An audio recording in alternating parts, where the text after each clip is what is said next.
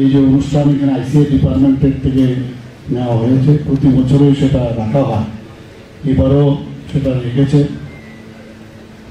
এবং আমি এর জন্য আইসিএ ডিপার্টমেন্টকে আমি ধন্যবাদ দেব। এবং বিশেষ করে যাদেরকে আজকে এখানে সম্মাননা দেওয়া হয়েছে তাদেরকে আমি কনগ্রেচুলেশন দিতে চাই। এখানে আমাদের সুরেন্দ্রবাবুর কথা বলা হচ্ছে, যে শুনছিলাম সেখানে বসে যে ক্রস কান্ট্রি উনি প্রথম ক্রস কান্ট্রি শুরু করে, মানে এখনো মনে আছে কল্যাণপুরে উনি ছিলেন ফিজিক্যাল ইনস্ট্রাক্টর পিআই হিসাবে, সিনিয়র পিআই। আমি পার্টিসিপেন্ট ছিলাম ক্রস কান্ট্রি, প্রথম আমরা এখান থেকে সিলেকশন করে বাইরে আমাদের পাঠাবে, তো আমরা আরসিসিতে আমরা প্র্যাকটিস করতাম। তো মেন গ্রুপ, সিনিয়র গ্রুপ 18 ইয়ার্সে এবং 16 ইয়ার্স, এইরকম তিনটা গ্রুপে। তো সেইভাবে আমরা জানতাম কারা কারা সিলেকশন হবে, কারণ আমরা প্র্যাকটিসে আমরা বিভিন্নভাবে কলেজে যখন আমরা যখন প্রতিযোগিতা করতাম আমরা জানতাম কে কোন জায়গায় পাবে। তো দৌড় তো শুরু হলো সেখানে। তো প্রথম যে হলো আমাদের থেকে সিনিয়র ছিল, মেন গ্রুপে এসে যাবে। তো আমি দেখছিলাম, আর মাঝখানে আরেকজন জানি যে সেও পাবে, তো আমি থার্ড পজিশনে থাকবো আমি জানি।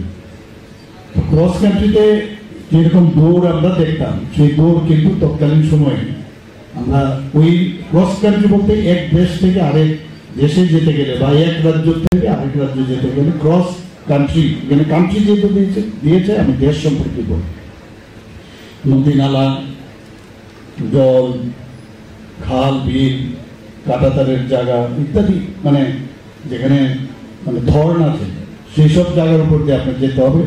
তো তার উপর আমাদের এখানে তো সেই ব্যবস্থা ছিল না। তো যে জমির যে নাল আছে তার উপর দিয়ে দৌড়ে রাস্তার উপর দিয়ে যখন ফিনিশিং করতে যাচ্ছি, থার্ড পজিশনে যখন আমি ছিলাম, হঠাৎ করে দেখি একজনকে বাইসাইকেলে এসে ঠিক আমার সামনে দাঁড় করিয়ে দিল। ও দৌড়ছে, আমি বললাম এ কোথার থেকে আসলো, চিৎকার করতে লাগলাম, আরে কি হলো এটা, চিৎকার তো করছে কিন্তু ফিনিশিং ওই মুহূর্তে প্রায় 100 মিটার, একটা টার্নিং পয়েন্টে 100 মিটার। আমরা এখনো মনে আছে যখন আমরা ছোটবেলায় পড়তাম, তোমরা এখনো এই গানটা হয়তো মনে আছে, রতুল প্রসাদের, ভারত আবার জগত সবাই শ্রেষ্ঠ আসন। সেই লক্ষ্যমাত্রাকে কাজে আমাদের দেশের প্রধানমন্ত্রী সেই দিশাকে কাজ করছে। আত্মনির্ভর স্বদেশী আমাদের সেই পণ্ডিত দীনদয়াল উপাধ্যায়জি আজকে আমাদেরকে সেই রাস্তা একাত্তর মানবতার মাধ্যমে সেটা দেখিয়েছেন। আর আমাদের দেশের প্রধানমন্ত্রী নরেন্দ্র মোদীজি সেই দিশাকে পাথে করে কাজ শুরু করেছেন। এবং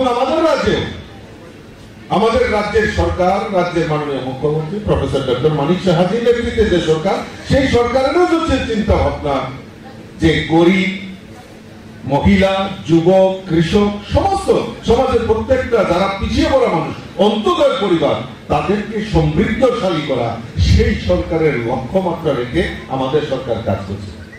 আমি ধন্যবাদ জানাই মাননীয় মুখ্যমন্ত্রীকে।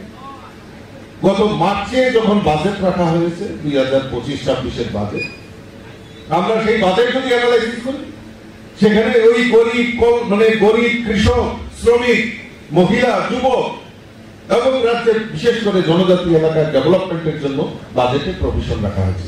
আর কোথায় ইন্সপিরেশনকে আমাদের পণ্ডিত দীনদয়াল উপাধ্যায়, যিনি আমাদের এই একাত্ম মানবতা এবং আত্মনির্ভরের দিশা আমাদেরকে দেখিয়েছেন, সেই দিশা থেকে আমাদের সরকার পরিচালিত হচ্ছে।